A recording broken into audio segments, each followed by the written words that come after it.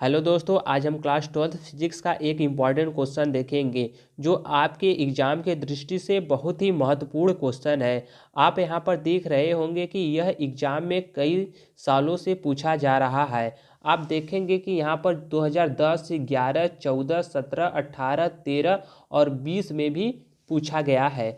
तो आपको इससे अंदाज़ा ही हो गया होगा कि यह कितना महत्वपूर्ण क्वेश्चन है। आइए अपने क्वेश्चन पर चलते हैं। तो हमारा क्वेश्चन है, द्विध्रुव की निरक्षीय रेखा पर स्थित बिंदु पर वैद्युत क्षेत्र की तीव्रता क्या क्या ज्ञात करना है। हमें वैद्युत क्षेत्र की तीव्रता का व्यंजक प्राप्त करना है। तो आइए अब हम समय व्यर्थ न करते हुए अपने टॉपिक पर चलते हैं। उससे पहले मैं एक बात कर देना चाहता हूं, अगर आपको इसी टॉपिक पर ब्लैक बोर्ड पर वीडियो चाहिए तो हमारे डिस्क्रिप्शन बॉक्स में दिया गया है और वहां से जाके आप इस पर वीडियो देख सकते हैं और वहाँ पर चित्र के माध्यम से अच्छे तरीके से समझ भी सकते हैं। तो आइए अब अपने टॉपिक पर चलते हैं। तो हमारा जो टॉपिक था वैद्युत द्विध्रुव यानी वैद्युत द्विध्रुव की निरक्षीय रेखा पर स्थित बिंदु पर वैद्युत क्षेत्र की तीव्रता। तो इसको हम कैसे ज्ञात करेंगे, आइए देख लेते हैं। तो हम जैसे मान लेते हैं कि किसी वैद्युत द्विध्रुव ए बी के मध्य बिंदु ओ से आर दूरी पर एक बिंदु पी है। क्या है? एक बिंदु पी है जिस पर वैद्युत क्षेत्र की तीव्रता ज्ञात करनी है। फिर हम क्या करते हैं, फिर हम पुनः मान लेते हैं कि द्विध्रुव के आवेश प्लस क्यू व माइनस क्यू के कारण बिंदु पी पर वैद्युत क्षेत्र की तीव्रता क्रमशः E1 व E2 है। बिंदु पी की प्रत्येक आवेश से दूरी क्या है? बिंदु पी से प्रत्येक आवेश की दूरी जो है वह under root R square plus L square है। जो ए पी क्या है? जो A P equal to B P के बराबर है। क्या है? जो A P equal to B P के बराबर है, यानी जो under root R square plus L square है यह A P equal to B P के बराबर है। तो आइए अब हम आगे चलते हैं।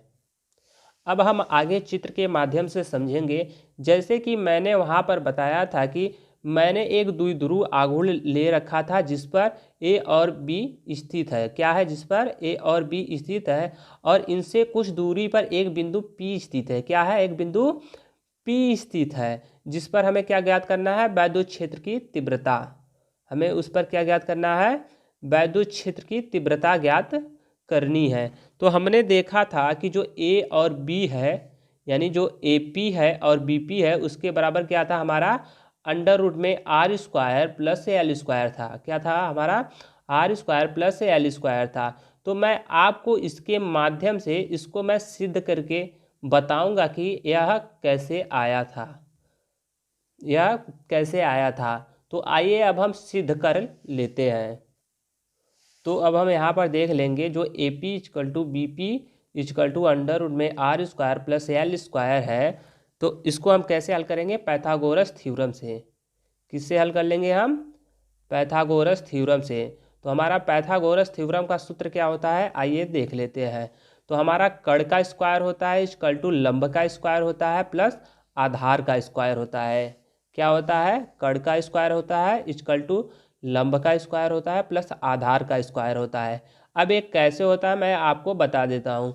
मान लिया कि मैंने एक यह क्या था, ये वैद्युत द्विध्रुव आघूर्ण है और इसके कुछ दूरी पर बिंदु P स्थित है और यहाँ से जो यहाँ तक की रेखा है वह एक त्रिभुज के आकार की बनी हुई है। क्या है? एक त्रिभुज के आकार की बनी हुई है।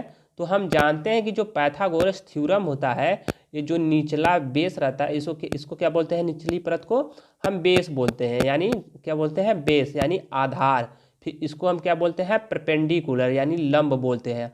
और इसको क्या बोलते हैं? हम हाइपोटेन्यूस बोलते हैं, जिसे हम कड़ कहते हैं। हिंदी में क्या कहते हैं? हम कड़ कहते हैं। तो हम इन्हीं के माध्यम से मैं इसको सिद्ध करके दिखाऊंगा कि यह अंडर रूट में R square plus L square कैसे आया। तो हमने जैसे कि बताया कि आपको यहाँ पर जैसे दिया गया होता है पाइथागोरस थ्योरम में फार्मूला कि कड़ का स्क्वायर होता है प्लस लंब का स्क्वायर प्लस आधार का स्क्वायर। अगर हम इंग्लिश में समझे तो हाइपोटेन्यूस का स्क्वायर प्लस परपेंडिकुलर का, यानी हाइपोटेन्यूस का स्क्वायर इक्वल टू परपेंडिकुलर का स्क्वायर प्लस बेस का स्क्वायर हो जाएगा। तो अब हम देखेंगे कि जो हमारा हाइपोटेन्यूस है वह बिंदु ए और पी पर है। क्या है? बिंदु ए से और पी तक है। तो यहाँ पर हम क्या लिख लेंगे, ए पी का स्क्वायर। यहाँ पर क्या लिखेंगे, ये जो हाइपोटेन्यूस है यहाँ पर हम क्या लिख लेंगे, ए पी का स्क्वायर। फिर इक्वल टू में हम क्या लिखेंगे, अब यहाँ पर देखेंगे हमारा जो लंब है, लंब क्या है, ए है ना, लंब क्या है हमारा, ए है, यानी ओ पी है, क्या है हमारा लंब, ओ पी है। तो हमारा यहाँ पर क्या हो जाएगा, ओ पी का स्क्वायर। फिर उसके बाद प्लस में हो जाएगा हमारा क्या, आधार, आधार हमारा क्या है, ए ओ है, तो हमारा ए ओ का स्क्वायर हो जाएगा। अब जब हम आगे हल करते हैं तो हम पाते हैं कि हमारा जो था ए पी का स्क्वायर, यानी यहाँ पर कोई मान नहीं दिया है तो इसलिए हम इसका ए पी का स्क्वायर लिख दिए हैं। और जो ओ पी है वह बिंदु ओ से पी तक की दूरी आर है, तो यहाँ पर हम क्या लिखे हैं, आर का स्क्वायर। क्या लिखे हैं हम, आर का स्क्वायर। फिर प्लस में हम लिखे हैं एल का स्क्वायर, जो बिंदु ए से ओ तक की दूरी है, क्या है, एल का स्क्वायर हम यहाँ पर लिखे हैं। तो अगर हम इसको आगे हल करते हैं तो A P equal to under root में R square plus L square हो जाएगा, क्योंकि जब हम यहाँ से स्क्वायर को इधर लाते हैं तो हमारा यह अंडर रूट में हो जाता है। तो जैसे कि हमने यहाँ पर देखा कि A P equal to B P equal to under root में R square plus L square है। तो ए जो है ए पी क्या है, यहाँ पर हम देखेंगे कि मान लेते हैं मेरा एक त्रिभुज है, क्या है हमारा एक त्रिभुज है। इस त्रिभुज को आधे से मैंने काट कर बराबर बराबर बांट दिया, तो हमारा जो ए पी होगा वही बी पी होगा। तो हमारा क्या यहाँ पर दिया है, ए पी और बी पी बराबर क्या हो जाएगा हमारा, अंडर रूट में R square plus L square, यानी इसका भी मान हमारा क्या हो जाएगा, अंडर रूट में R square plus L square, और इसका भी मान हमारा क्या हो जाएगा, R square plus L square, क्योंकि ए पी बराबर बी पी होता है। तो आइए अब हम आगे चलते हैं। हमने तो यहाँ पर जो वैद्युत ध्रुव ए बी है और इनके बीच की दूरी जो बिंदु पी तक की है, इनका तो मान मैंने निकाल दिया है, यानी इन दोनों का मान मैंने निकाल दिया है। अब बिंदु पी के कारण जो वैद्युत क्षेत्र की तीव्रता उत्पन्न हो रही थी E1 व U2, अब मैं इसकी बात करूँगा। तो आइए अगले स्लाइड में मैं इसका बात कर लेता हूँ, यानी इसके बारे में मैं चर्चा करूँगा और इनकी जो होती है वैद्युत क्षेत्र की तीव्रता, इसका मैं इसी के माध्यम से व्यंजक निकालूंगा। तो आइए अब आगे चलते हैं। जैसे कि मैंने बताया था कि जो बिंदु P पर वैद्युत क्षेत्र की तीव्रता E1 और वह E2 बटा हुआ है, मैं उसको निकालना बताऊंगा। तो आइए देख लेते हैं। तो मैं पहले मान लेता हूँ E1 के कारण वैद्युत क्षेत्र की तीव्रता। तो E1 के कारण हमारी तीव्रता क्या हो जाएगी, तो E1 बराबर हो जाएगा 1/4 पाई एप्सिलॉन नॉट इंटू के, फिर इंटू क्या हो जाएगा, Q upon R square plus L square. यह किसकी दिशा में है, बीपी की दिशा में है। यह जो यानी E1 किसकी दिशा में है, बीपी की दिशा में है। इसको मैं मान लेता हूँ समीकरण नंबर 1। अब आइए देख लेते हैं E2 के कारण वैद्युत क्षेत्र की तीव्रता। क्या देखेंगे हम, E2 के कारण वैद्युत क्षेत्र की तीव्रता। तो E2 इक्वल टू क्या हो जाएगा हमारा 1/4 पाई एप्सिलॉन नॉट इंटू के Q upon R square plus L square. फिर एक क्या हो जाएगा, पी ए के दिशा में हो जाएगा। इसे हम समीकरण नंबर 2 मान लेते हैं। अब आगे हम क्या करते हैं कि जो वैद्युत क्षेत्र की तीव्रता E1 व E2 है, उसमें कॉस थीटा का गुणा करके जोड़ देते हैं। क्या करते हैं, गुणा करके जोड़ देते हैं। तो यहाँ पर हम देखेंगे कि वैद्युत क्षेत्र E equal to E1 into cos theta plus E2 into cos theta है। तो इसको जब हम हल करेंगे तो हमारा क्या आएगा, आइए देख लेते हैं। हम यहाँ से क्या करते हैं, E1 का मान रख लेते हैं, यानी समीकरण नंबर अब हम 1 में जाएंगे। तो हम देखेंगे कि समीकरण नंबर 1 में E1 का मान क्या दिया है, 1/4 पाई एप्सिलॉन नॉट इंटू के Q1 upon R square plus L square दिया है। तो मैं वही चीज़ यहाँ पर लिख लेता हूँ। तो क्या हो जाएगा हमारा 1/4 पाई एप्सिलॉन नॉट इंटू के Q1 यानी Q upon R square plus L square into के कॉस थीटा। फिर यहाँ पर प्लस है तो यहाँ पर भी प्लस हो जाएगा। तो यहाँ पर प्लस का निशान लगा के अब हम E2 का जो है E2 का मान हम लिख लेंगे समीकरण नंबर 2 से। तो समीकरण नंबर 2 में E2 का मान क्या है, 1/4 पाई एप्सिलॉन नॉट इंटू के Q upon R square plus L square है। तो वही चीज़ मैंने यहाँ पर लिख लिया है। तो यहाँ पर क्या हो जाएगा, 1/4 पाई एप्सिलॉन नॉट इंटू के Q upon R square plus L square into के कॉस थीटा हो जाएगा। तो आगे जब इसको मैं हल करूँगा तो यहाँ पर हम देखेंगे कि हमारा जो 1/4 पाई एप्सिलॉन नॉट इंटू के Q upon R square plus L square इसमें भी है और इसमें भी है। तो यहाँ से हम क्या करते हैं, इन दोनों को कॉमन ले लेते हैं। जब हम इन दोनों को कॉमन लेते हैं तो क्या हो जाएगा हमारा 1/4 पाई एप्सिलॉन नॉट इंटू के Q upon R square plus L square, फिर क्या हो जाएगा 2 कॉस थीटा, यानी एक कॉस थीटा यहाँ है, एक कॉस थीटा यहाँ है। जब हम इन दोनों को जोड़ देंगे तो हमारे पास क्या हो जाएगा 2 कॉस थीटा हो जाएगा। क्या हो जाएगा 2 कॉस थीटा। अब हम क्या करते हैं, कॉस थीटा का सूत्र लिख लेते हैं, यानी कॉस थीटा के मान हम निकाल के फिर उसको हम आगे हल करेंगे।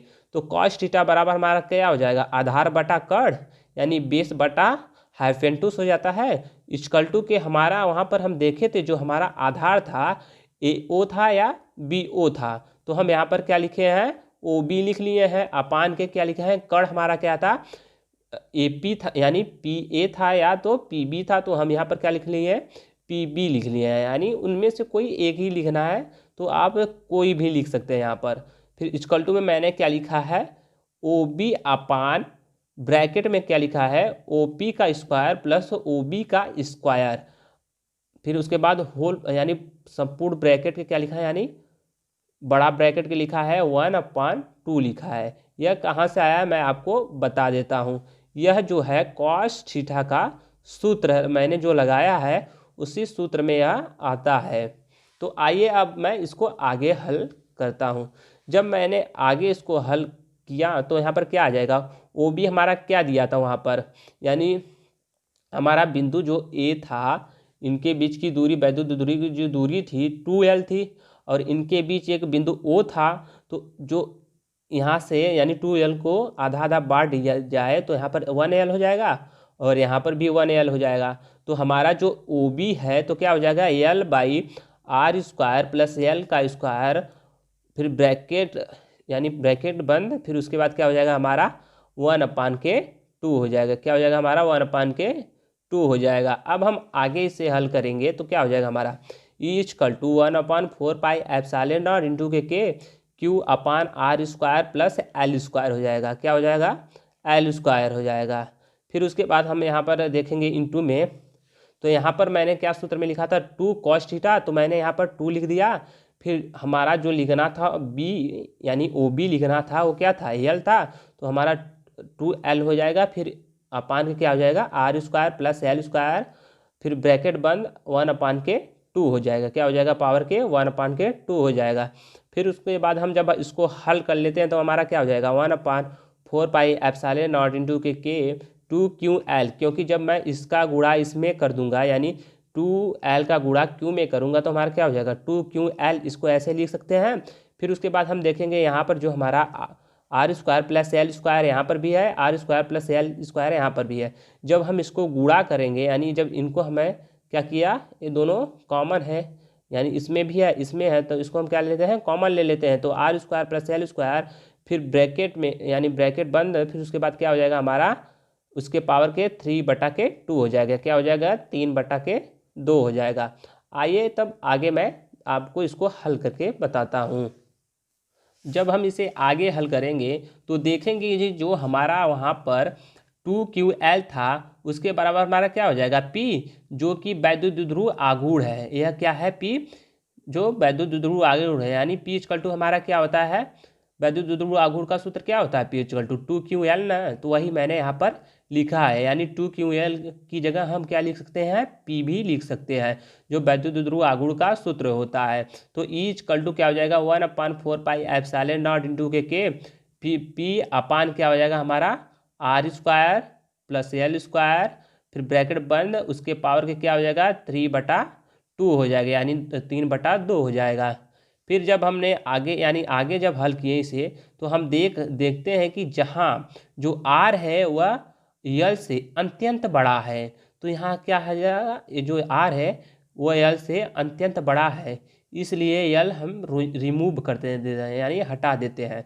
तो हम क्या लिखेंगे E = 1/4 pi epsilon naught into के फिर P अपान आर स्क्वायर, फिर उसके पावर के 3/2, क्योंकि जो आर है यह इतना बड़ा यल से है कि यल का यानी मानो तो ना मान्य है, यानी यह शून्य के बराबर हो जाता है। यल क्या होता है? शून्य के बराबर हो जाता है, इसलिए हम यहाँ से यल को हटा देते हैं। तो यहाँ पर मैंने क्या लिखा, E=1/4πε0 के फिर P upon R square bracket बंद, फिर उसके पावर के मैंने क्या लिखा 3/2। अब हम देखेंगे कि जहाँ जो K है वह K=1 होता है, जो कि परावैद्युतांक है। क्या है? K परावैद्युतांक है। तो इसको हम आगे हल कर लेते हैं। तो हमारा क्या हो जाएगा, E=1/4πε0 के 1, फिर P अपान आर स्क्वायर, फिर उसके पावर के 3/2 हो जाएगा। यहाँ पर देखेंगे जो आर स्क्वायर है इस 2 से और ये 2 कैंसिल हो जाएगा। तो हमारे पास क्या बच जाएगा, E=1/4πε0 के P अपान आर क्यूब, जो हो जाएगा न्यूटन प्रति कूलाम। क्योंकि हम जानते हैं कि वैद्युत जो क्षेत्र की तीव्रता होता है उसका एसआई मात्रक होता है हमारा न्यूटन प्रति कूलाम होता है। यही जो था निरक्षीय स्थिति में वैद्युत क्षेत्र की तीव्रता का व्यंजक था। क्या था? यही निरक्षीय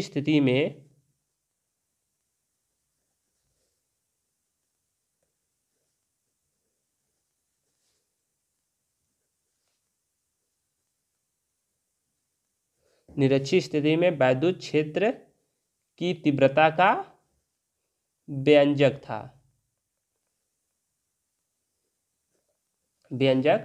था। तो आज के लिए है इतना ही। आई होप कि आपको यह वीडियो समझ में आया होगा। अगर आपको अच्छी स्थिति में वैद्युत क्षेत्र की तीव्रता का व्यंजक चाहिए तो आप डिस्क्रिप्शन बॉक्स में दिया गया है, वहाँ पर जाके आप वह वीडियो भी देख सकते हैं। और वहाँ पर वैद्युत क्षेत्र की तीव्रता का एसआई मात्रक और वैद्युत क्षेत्र की तीव्रता का परिभाषा और बीमी सूत्र को भी बताया गया है, जो हमारे डिस्क्रिप्शन बॉक्स में लिंक दिया गया होगा। आप उस लिंक पर क्लिक करके आप हमारे यह दोनों वीडियो देख सकते हैं। आई होप कि आपको यह समझ में आया होगा। ऐसे ही वीडियो पाने के लिए हमारे चैनल को लाइक करें, सब्सक्राइब करें और घंटी की आइकन को प्रेस करें, जिससे कि हमारे द्वारा बनाई गई वीडियो की नोटिफिकेशन आप तक सबसे पहले पहुँचे। Thank you.